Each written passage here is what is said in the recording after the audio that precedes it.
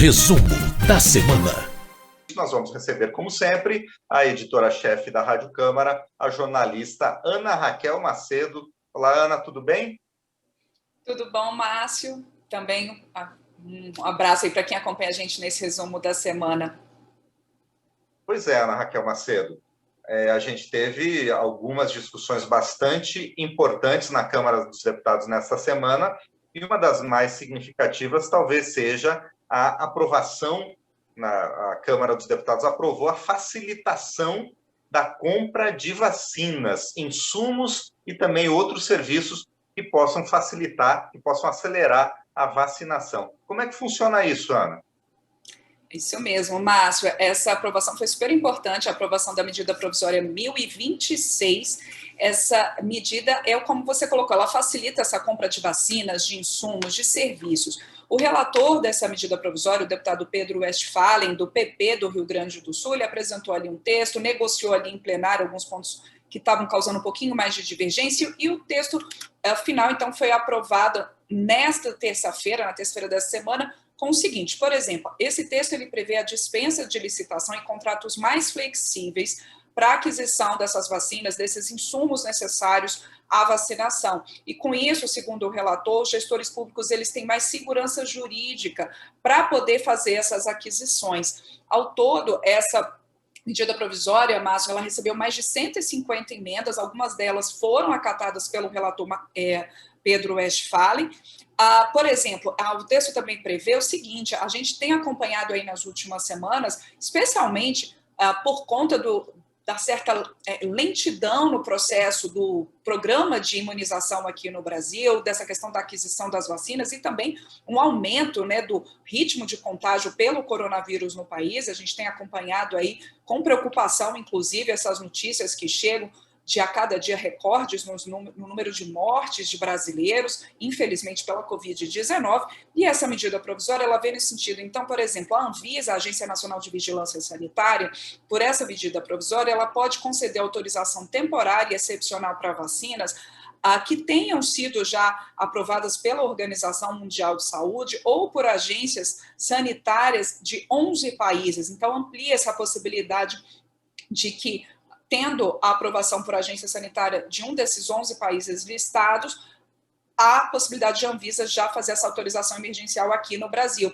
Por exemplo, entre esses países estão os Estados Unidos, o Japão, a China, a Argentina, toda a União Europeia. Então, há essa expectativa de que isso possa facilitar. Como o mundo inteiro está atrás dessas vacinas, Márcio, as agências sanitárias de todo o mundo também estão fazendo essas avaliações. Pela medida provisória, pelo texto aprovado pelos deputados, também fica previsto que a Anvisa ela vai ter um prazo aí de 7 a 30 dias úteis para poder fazer essa autorização de uso emergencial. Houve uma discussão em plenário, Márcio, de se o setor privado poderia ou não fazer aquisição de vacinas que tenham esse registro emergencial. A ideia inicial do relator, Pedro Westphalen, é que, por exemplo, empresas pudessem fazer aquisição de vacinas desde que doassem, que destinassem metade dessa aquisição para o Sistema Único de Saúde, o SUS. Mas isso causou muita polêmica em plenário, esse ponto foi retirado do texto, então ainda está previsto por essa medida provisória que apenas o SUS, apenas ali entidades públicas podem fazer a aquisição de vacinas para esse plano de imunização.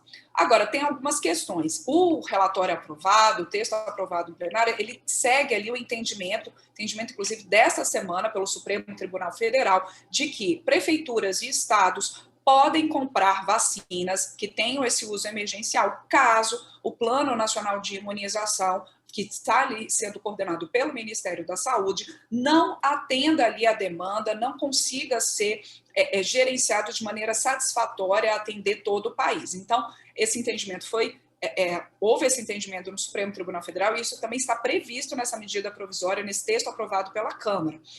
Outra questão também aprovada nesse texto da MP é que receitas médicas, receitas odontológicas, desde que elas não sejam de uso restrito, de medicação de uso restrito, elas continuam com validade até o fim do período de imunização. Já tinha uma lei prevendo que essas receitas elas seriam válidas, Márcio, até o fim do período de isolamento social. Mas como a gente tem agora um outro quadro e um agravamento desse quadro também da Covid-19 no país, o relator colocou, então, esse texto aprovado até o fim do período de imunização. Importante lembrar um outro ponto, acho que é válido a gente falar aqui, que essa MP, ela ainda precisa ser avaliada pelos senadores, né? Ela ainda tem mais uma etapa de votação, e que também a gente teve nessa semana, Márcio, a aprovação pela Anvisa do registro definitivo da vacina da Pfizer. Essa vacina ela ainda não está prevista no Plano Nacional de Imunização. O Ministério da Saúde, o governo brasileiro, não entrou em acordo com o laboratório Pfizer para aquisição dessas vacinas, essa vacina que já tem sido amplamente utilizada em outros países, mas na avaliação do relator, o deputado Pedro Westphal, em entrevista aqui à nossa equipe de jornalismo, equipe de jornalismo da Secretaria de Comunicação da Câmara, tanto rádio quanto TV Câmara, ele avaliou que, tendo esse registro definitivo pela Anvisa, esse registro da vacina da Pfizer, né, o primeiro registro definitivo dessa vacina aqui na América, por uma agência sanitária da América Latina, que ele avalia que há legalmente possibilidade de laboratórios privados adquirirem a vacina da Pfizer, já que ela já tem registro definitivo. É diferente do que eu expliquei há pouco sobre essas vacinas que têm uso emergencial. Bom, pois é, tudo que vier para a gente tentar acelerar um pouquinho a imunização de toda a população é bem-vindo, né? O Brasil que está ainda um pouco atrasado na imunização da população, não é, Ana? Exatamente, Márcio. Pois é, e além da questão das vacinas, o plenário da Câmara começou a discutir a chamada PEC das prerrogativas, que muda um pouquinho questões referentes a eventuais crimes cometidos por parlamentares. Como é que funciona isso, Ana? Exatamente, Márcio. Essa PEC, essa proposta de emenda à Constituição, portanto, ela muda a Constituição, ela foi desenhada ali, ela foi apresentada por um grupo de 186 parlamentares, e num esforço do pessoal, até um esforço pessoal e dentro ali da mesa diretora e negociação com os partidos do presidente da Câmara, Arthur Lira, depois que houve ali a questão da prisão do deputado Daniel Silveira, do PSL do Rio de Janeiro. A gente lembra que na última sexta-feira, o plenário da Câmara autorizou a manutenção da prisão do deputado Daniel Silveira. E naquele momento, durante aquela discussão em plenário, o presidente Arthur Lira já tinha indicado, então, a formação de um grupo ali parlamentar, de uma comissão que pudesse discutir e tornar mais claro o texto da Constituição em relação a essas questões de prisão de parlamentares em flagrante, imunidade parlamentar. Bom, isso foi feito, então, houve essa construção desse texto, esse texto foi apresentado e a partir de quarta-feira dessa semana, esse texto começou a ser discutido em plenário. Na própria quarta-feira foi aprovada a admissibilidade dessa PEC, quer dizer, só se ela atendia a requisitos constitucionais, se ela estava de acordo com o nosso ordenamento jurídico. E então, a partir de ontem, quinta-feira, para quem está acompanhando a gente ao vivo aqui nesse resumo, ela teve a discussão concluída e agora resta para essa sexta-feira a votação em 2 turnos dessa proposta de emenda à Constituição, porque como ela muda a Constituição, ela tem um rito especial. O que ela está prevendo ali? Mas é uma discussão muito grande, ou tem nesses últimos dias, tem sido de muitos debates no plenário, de parlamentares favoráveis e também parlamentares contrários, inclusive essa discussão ela tem levado mais tempo, só nessa quinta-feira foram mais de 5 horas de discussão, houve ali o chamado kit obstrução, que é a previsão ali de alguns recursos regimentais de parlamentares que são contrários a alguma questão em votação para atrasar essa discussão. Então, partidos como o PT, o PSOL e o Novo fazendo tentando ali atrasar ao máximo, adiar ao máximo essa votação. Então, só isso daí, Márcio, já é um indicativo de que há muito debate em torno desse tema. E o que ficou previsto? Depois de muita negociação entre líderes, entre partidos, a relatora, a deputada Margarete Coelho, do PP do Piauí, ela fez, então, apresentou ontem um texto mais enxuto, que prevê o seguinte, que ela retirou da versão original que estava sendo discutida do texto questões como regras de ineligibilidade e competências do Supremo Tribunal Federal e Superior Tribunal de Justiça para o julgamento de ações penais envolvendo parlamentares. Ela retirou do texto a questão da proibição de medida cautelar durante plantão judicial.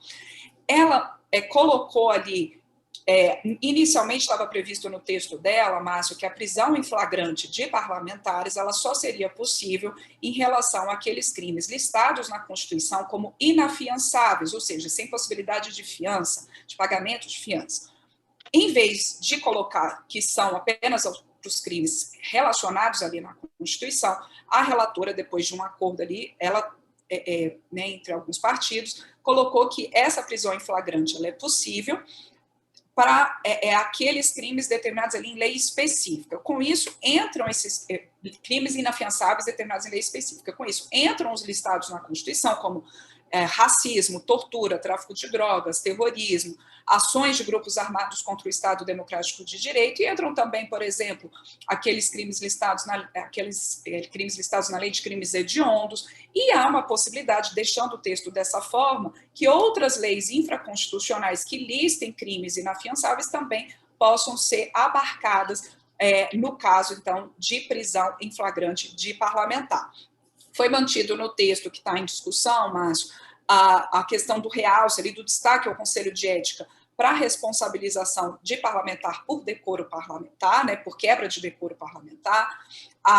Foi mantida a questão de custódia de parlamentar pela Casa Legislativa a que ele pertence, enquanto não for definida a manutenção ou não de sua prisão, lembrando que pela Constituição, e por isso isso foi votado no plenário no caso do deputado Daniel Silveira, a Constituição prevê que prisão de deputados ela tem que ser avaliada pela Casa Legislativa, deputados ou senadores ou congressistas pela Casa Legislativa a que eles pertencem. Então, essa questão, pelo texto proposto, a custódia parlamentar, enquanto não for definido se ele vai ser mantido ou não preso, ele fica sob custódia da Casa Legislativa a que ele pertence, Câmara, no caso da Câmara dos Deputados, Senado, no caso dos senadores. Também mantido no texto a proibição de afastamento judicial cautelar de parlamentar, julgamento de congressista no Supremo Tribunal Federal nos processos relativos a crimes cometidos durante o mandato. A prisão em flagrante, pelo texto proposto pela deputada Margarete Coelho, ela pode ser convertida em prisão preventiva, e ela destacou bem isso em plenário, na discussão dessa quinta-feira, Márcio, porque ela falou assim, olha, hoje essa possibilidade de prisão preventiva, ela nem está lá no texto constitucional, a conversão de prisão preventiva de parlamentar, então, até num ponto, um argumento, segundo ela ali, negando que seja uma PEC da impunidade, como chegou a ser colocado ali por parlamentares contrários a ela e outros setores da sociedade que estão contrários a essa proposta. Também mantido no texto a possibilidade de relaxamento da prisão, a liberdade provisória, se o plenário, por exemplo, decide manter a prisão de um parlamentar, a justiça pode definir outras medidas de relaxamento da prisão, se assim entender.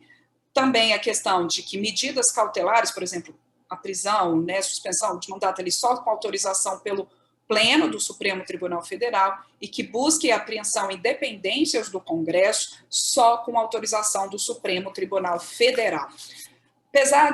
E isso foi ontem muito falado em plenário, mesmo parlamentares contrários à proposta, ainda ao texto, ressaltando que a relatora Margarete Coelho realmente está num esforço para a construção de um consenso em torno desse texto, isso foi muito reconhecido em plenário, mas apesar dessas mudanças, desse texto um pouco mais enxuto, ainda assim, tem polêmica em relação a esse texto, e aí até vou ler aqui algumas das posições, Márcio, assim, que a nossa equipe de reportagens, a nossa equipe ali de plenário, né, o editor Marcelo Lacher, o repórter José Carlos Oliveira, que estão acompanhando esse tema aí nos últimos dias, e eles selecionaram algumas falas de parlamentares um pouco mostrando como é que está essa questão. Por exemplo, o deputado Henrique Fontana, do PT do Rio Grande do Sul, ele coloca ali que acha que o relatório ainda não atende, porque amplia, segundo ele, a imunidade parlamentar para níveis que podem ser definidos como de impunidade parlamentar, e aí ele citou o caso do deputado Daniel Silveira, citou o caso do ex-presidente da Câmara, Eduardo Cunha. Houve ali também, por exemplo, durante a sessão dessa quinta-feira, um embate, ali, uma discussão um pouco mais acalorada e até com uma certa troca de ofensas ali entre o deputado Fábio Tradi, do PSD de Mato Grosso do Sul, que ele disse que, aí abre aspas, quando o parlamentar se utiliza do mandato praticando atos de corrupção e concussão, além de ele não poder ser afastado do mandato, ele não poderá ser preso em flagrante, isso é impunidade total, isso aí é a fala do deputado Fábio Tradi. Isso foi amplamente rebatido pela relatora, a deputada Margarete Coelho, que inclusive até se exaltou ali no plenário, ficou se sentiu ofendida pelas palavras do deputado Fábio Tradi, e ela colocando ali, abre aspas novamente, Márcio, é muito triste ver Vossa Excelência fazer leituras enviesadas e dizer que estamos aqui a beneficiar corruptos. Vossa Excelência sabe muito bem que não há um único dispositivo na Constituição que diga que corrupto vai ser preso em flagrante. Eu repudio a fala com veemência. Então, quer dizer, a gente vê que o nível de tensão foi alto em plenário nesses últimos dias, falas bastante duras. O autor da PEC, né, um dos autores da PEC, o deputado Carlos Sabino, do PSDB do Pará, ele voltou a argumentar que essa proposta apenas consolida decisões sobre prisão em flagrante e imunidade parlamentar já presentes na jurisprudência de tribunais superiores. Ele também, né, ele e outros parlamentares favoráveis a essa proposta negam que ela tem efeito retroativo para beneficiar parlamentar que já está preso e que, bom, em relação... Alguns parlamentares se queixaram em plenário, Márcio, do rito, né? Porque como ainda as comissões permanentes da Câmara não estão instaladas, essa proposta de emenda à Constituição teve tanto a admissibilidade dela, quanto agora essa questão da avaliação do mérito, tudo em plenário. Não houve avaliação da Comissão de Constituição e Justiça e nem de comissão especial, como normalmente é o rito de PEC. Né? O rito, mas a avaliação é de que dos parlamentares favoráveis a essa proposta, de que é um tema que precisa ser definido, precisa ser colocado ali, dirimidas essas dúvidas e essas lacunas nesse entendimento, nesse relacionamento entre o judiciário e o legislativo, e de que, como as comissões ainda não estão instaladas, então, há essa discussão em plenário. Bom, nessa sexta-feira, então, essa discussão continua, essa votação continua, a expectativa dos parlamentares favoráveis a essa proposta é que os 2 turnos de votação, eles sejam, então, concluídos nessa sexta-feira. Lembrando que, por ser uma proposta de emenda à Constituição, ela precisa de, no mínimo, 308 votos dos 513 votos da Câmara dos Deputados. Márcio. Então, você citou o deputado Daniel Silveira, do PSL do Rio de Janeiro, que está preso, e avaliações dizem que ele seria uma das razões para a apresentação dessa PEC. Avançou um pouco o caso dele aqui na Câmara também, não é, Ana?